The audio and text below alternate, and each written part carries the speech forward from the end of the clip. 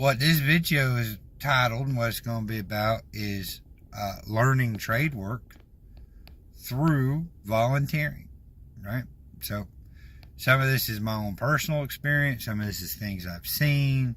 Some of this is ideas that I've had over the years, but, some things that I have done, and we'll start there. So I'm a maintenance man, also mechanic, right? Was a mechanic for 12 years. Been building maintenance about 5. So I've been maintaining equipment, vehicles, and our buildings for the last 17 years. Very much geared towards maintenance. My mind works that way. That's how I see the world, is through a maintenance lens. And it really started before my profession because we were broke growing up. So we had to fix everything. Everything, right?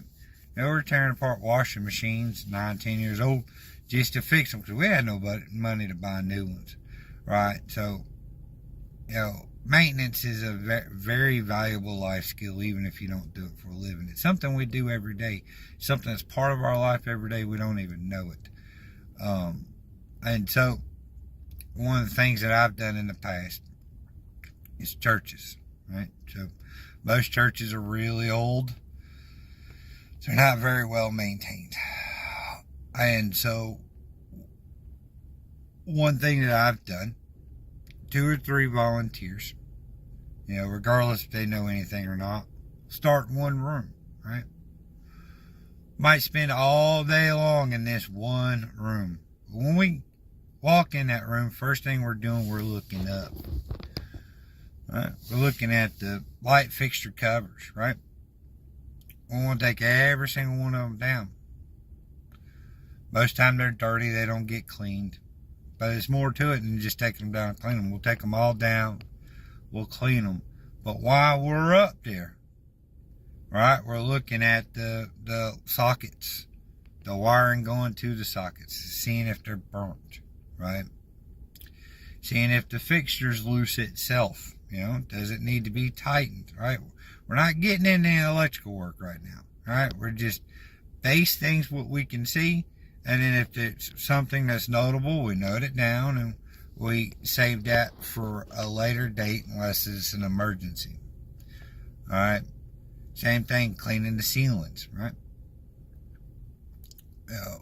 You would think cleaning a ceiling would be mundane, right? Why do I need to do that? Who cares about cobwebs? Or, I'm just cleaning this ceiling right now. There's really nothing to it. No, there's a lot to it. While you're cleaning the ceiling in whatever way you do, with a rag or a brush or a broom, you're looking. Is there soft spots in the ceiling? Is there decolorations, right? Cracks, right? Is there anything I can see that doesn't seem normal, right? And as we're doing this, we're learning something, right? We're learning how to take tasks that are mundane, silly tasks that you could do brainlessly. But we're looking deeper. We want to learn. We want to teach people how to look deeper. How do these systems interwork with one another, right?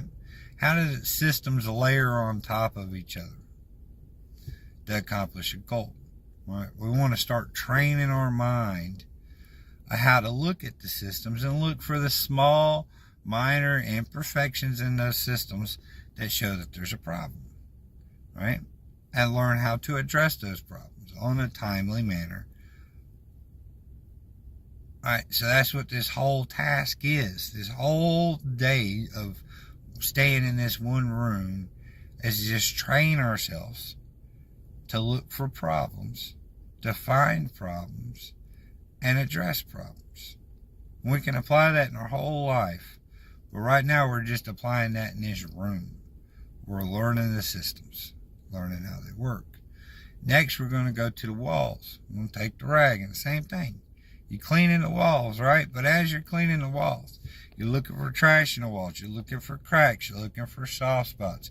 Looking for if the, outlets are broke or outlet covers are broke, or if they've been painted to the wall, or if they're loose. You're looking for all these things while you're cleaning, right? So while you're maintaining, you're going to be cleaning at the same time. The cleaning has to be done.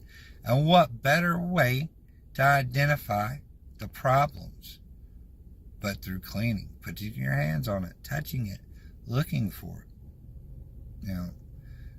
Then you can move on to the doors and the hinges and the baseboards, and these are real teachable moments. You can teach people how to properly nail off baseboards. Most baseboards aren't properly nailed off and they're popping. Cutting out caulk, re-caulking things, how to smooth out. There's a lot of small things that you can do in one room with just 2-3 people, right? That will brighten that room up without ever bringing in a paintbrush, right? You can brighten that room up. Maybe, the room's too dull. So you maybe put brighter bulbs in it while you're doing these things, You think through the solution, if you got people, most people know how to change a light bulb, right? But when they've changed the light bulb, have they dug in deeper to see if there's any issues, or did they just solve the immediate problem, right? I see this issue, so I got to tackle this issue because it's a task, right? This is my task. I have to do this issue, right? What about the things underneath it, right?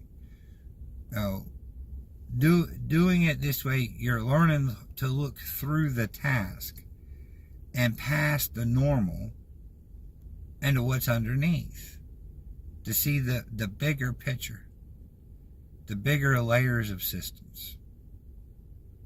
Another thing to do while we're changing, in there cleaning the fixtures, I'll have 5 or 6 different colors of light bulbs, right?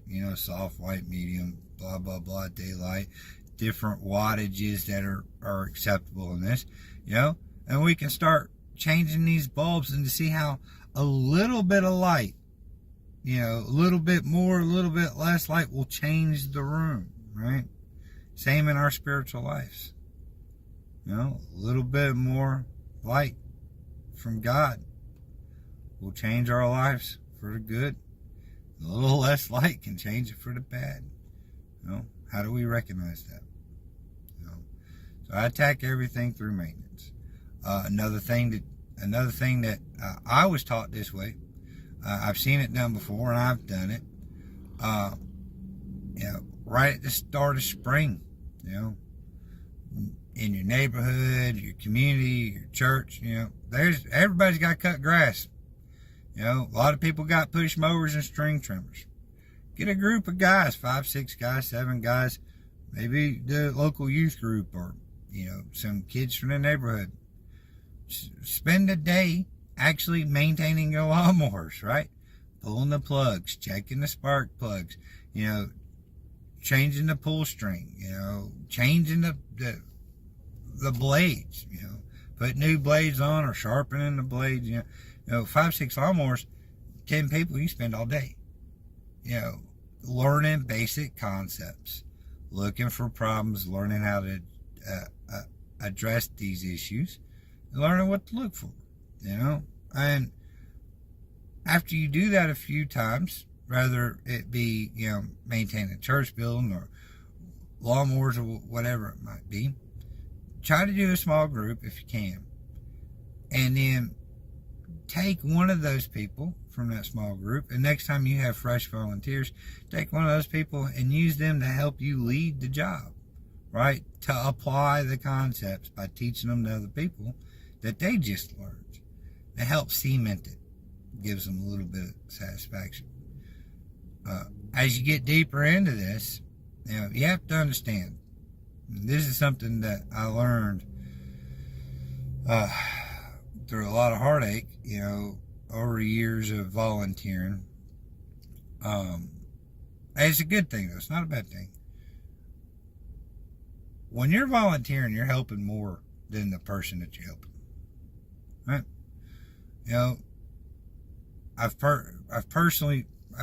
I'll give you a story to kind of cement this home. About 10 years ago, maybe 12, single mom, 3 kids. It's middle of winter. Busted out windows. Got this kerosene heater thing. It's giving her the pneumonia. The whole family's sick all the time. She's having a hard time working because she's so sick, because she lives in a house with no windows and a kerosene heater that's just not well maintained. Okay? There was only 2 of us out of a group of 6 that went to help, that knew what they were doing. Okay?